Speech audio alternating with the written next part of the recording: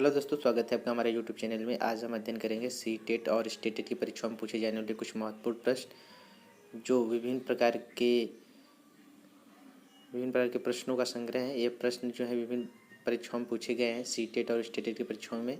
तो आज का जो हमारा प्रश्न है वह है बाल विकास और शिक्षा शास्त्र से संबंधित, और आज का जो हमारा टॉपिक रहने वाला है वह है व्यक्तिगत विभिन्नता। व्यक्तिगत विभिन्नता से संबंधित जितने भी महत्वपूर्ण प्रश्न हैं वो आज हम लोग डिस्कस करेंगे। तो आज का पहला प्रश्न है, व्यक्तिगत विभिन्नता का अर्थ होता है कि दो व्यक्ति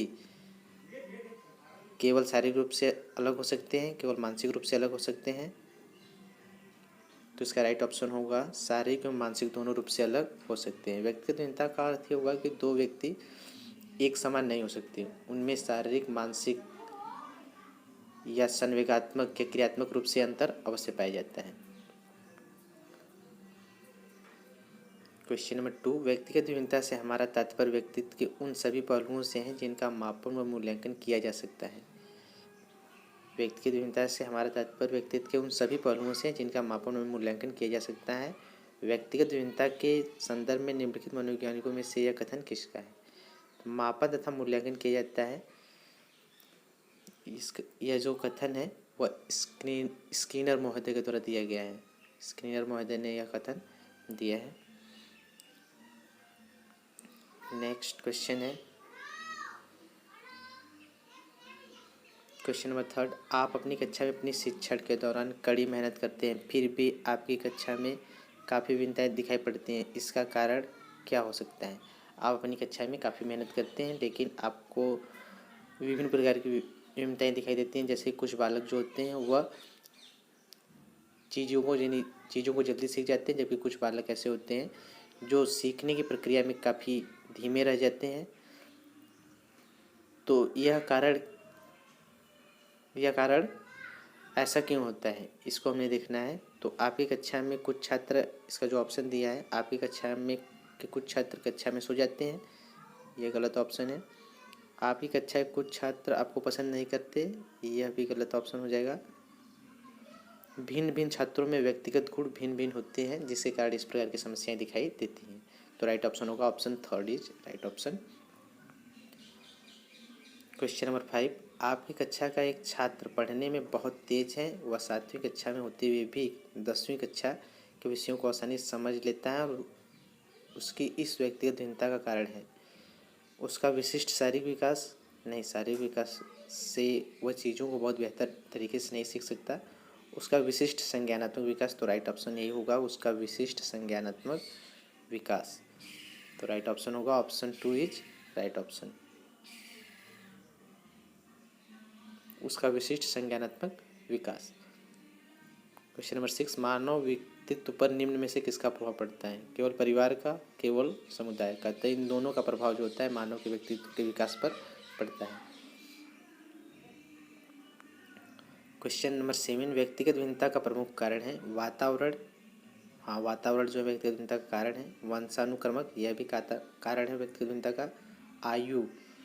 आयु भी व्यक्तिगत भिन्नता का कारण है, क्योंकि ऐसे व्यक्ति जिनका आयु अधिक होता है तो उनका व्यक्तित्व का विकास भी अधिक हुआ होता है। और वंशानुक्रमक यानी तीनों कारक जो हैं व्यक्तिगत भिन्नता के प्रमुख कारण हैं। तो राइट ऑप्शन होगा ऑप्शन 4।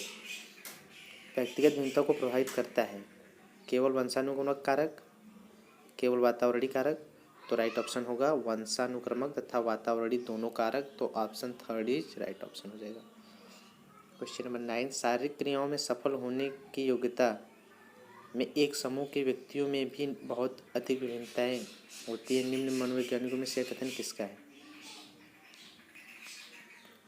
तो इसका जो राइट ऑप्शन होगा, ये राइट ऑप्शन हो जाएगा क्रो एंड क्रो का। क्वेश्चन नंबर 10, व्यक्तिगत भिन्नता के विकास हेतु माध्यमिक कक्षाओं में बालकों का शिक्षण किस प्रकार किया जाना चाहिए?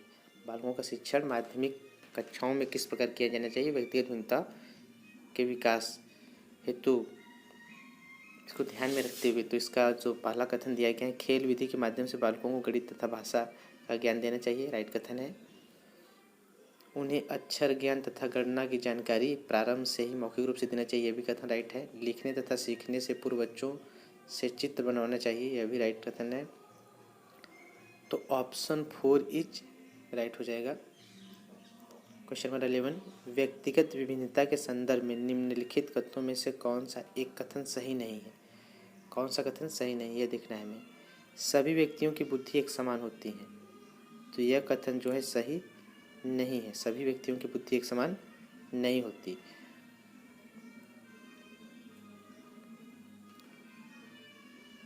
तो ऑप्शन 1 इज राइट हो जाएगा। क्वेश्चन नंबर 12, व्यक्तिगत भिन्नता होती है किन्हीं दो व्यक्तियों में शारीरिक भिन्नता का होना, दो व्यक्तियों के मध्य शारीरिक, मानसिक व संवेगात्मक स्वरूप में भिन्नता होना। तो राइट ऑप्शन 2 हो जाएगा। दो व्यक्तियों के मध्य शारीरिक, मानसिक व संवेगात्मक रूप से भिन्नता का होना। क्वेश्चन नंबर 13, दो व्यक्तियों में जिन कारणों से विविधता पाई जाती है उन्हीं के आधार पर व्यक्तिगत अंतर के प्रकार निर्धारित किए जाते हैं। निम्न में से कौन सा व्यक्तित्व विभिन्नता का प्रकार नहीं है? इसमें देखना है कौन सा व्यक्तित्व विभिन्नता का प्रकार नहीं है। शारीरिक भिन्नता व्यक्तित्व भिन्नता का प्रकार है, मानसिक भिन्न क्षमता यह भी व्यक्तित्व भिन्नता का प्रकार है। तो ऑप्शन 3 इज राइट हो जाएगा। मूल प्रवृत्ति संबंधित अंतर जो है यह व्यक्तिगत भिन्नता का प्रकार नहीं है। प्रत्येक व्यक्ति में भाषा के विकास की अवस्थाएं पाई जाती हैं। समान अवस्था नहीं, भाषा का जो विकास होता है प्रत्येक व्यक्ति में भिन्न भिन्न अवस्था में भिन्न भिन्न गति से भाषा का विकास होता है। तो राइट ऑप्शन 2 हो जाएगा। क्वेश्चन नंबर 16, अच्छे परिवार एवं समुदाय समाज से संबंध रखने वाले बालकों का विकास होता है। सामान्य से कम औसत उन बालकों से अच्छा जो अच्छे परिवार एवं समाज में नहीं रहते। तो राइट ऑप्शन हो जाएगा ऑप्शन 3। सभी बालकों में अभिवृत्ति होती हैं, एक समान होती है? नहीं, सभी बालकों में अभिवृत्ति जो होती है एक समान नहीं होती, रुचि भी एक समान नहीं होती। तो इसका राइट ऑप्शन होगा ऑप्शन 2। सभी बालकों में अभिवृत्ति एक समान नहीं होती। बालकों के प्रकार हैं, बालक केवल अंतर्मुखी स्वभाव के होते हैं, बालक केवल बहिर्मुखी स्वभाव के होते हैं। तो इसका राइट ऑप्शन होगा ऑप्शन 3 इज राइट ऑप्शन। बालक जो होते हैं अंतर्मुखी और बहिर्मुखी दोनों स्वभाव के होते हैं। क्वेश्चन नंबर 90, संभवतः व्यक्ति योग्यता की विभिन्नता के बजाय व्यक्तित्व की विभिन्नताओं से अधिक प्रभावित होता है। संभवतः व्यक्ति योग्यता की विविधता के बजाय व्यक्तित्व की विभिन्नताओं से अधिक प्रभावित होता है। यह कथन व्यक्तिगत विभिन्नता के संदर्भ में किस मनोवैज्ञानिक का है? तो यह कथन जो है टायलर महोदय का है। नेक्स्ट क्वेश्चन, मनोवैज्ञानिकों का ऐसा मानना है कि बालकों में अंतर होता है उनकी रुचि के आधार पर, उनकी योग्यता के आधार पर, उनकी क्षमता के आधार पर। तो राइट ऑप्शन होगा बालकों में अंतर इन सभी के आधार पर होता है। यदि कोई बालक सीखने की प्रक्रिया में कमज़ोर है तो उस स्थिति में अध्यापकों को कक्षा का आकार रखना चाहिए, उस स्थिति में बालकों को कक्षा का आकार कम होना चाहिए।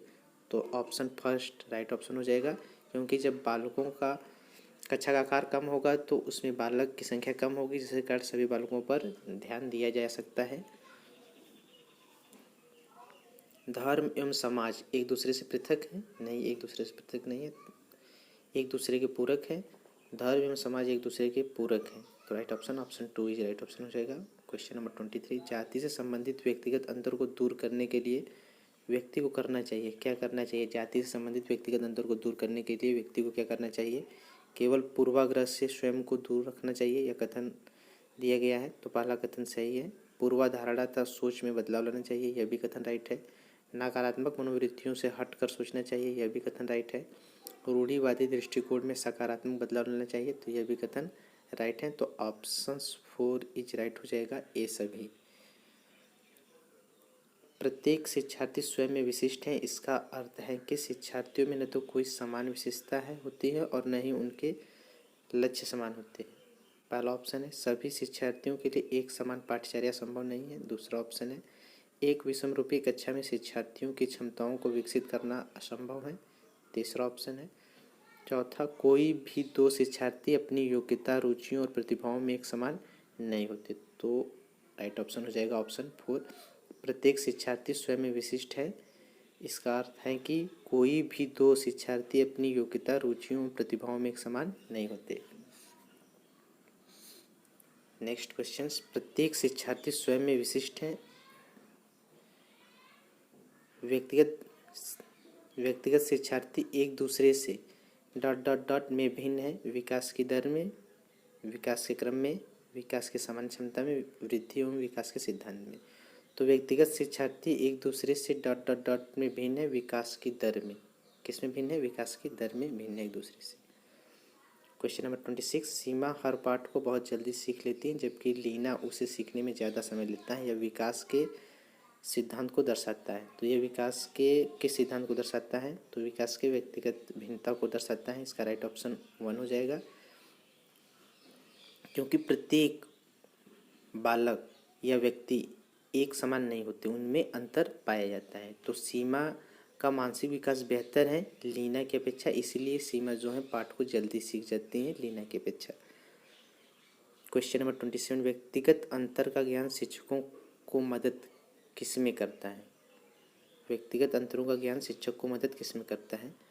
पिछड़े शिक्षार्थियों के साथ कठोर परिश्रम करने के निहितार्थ को समझने में।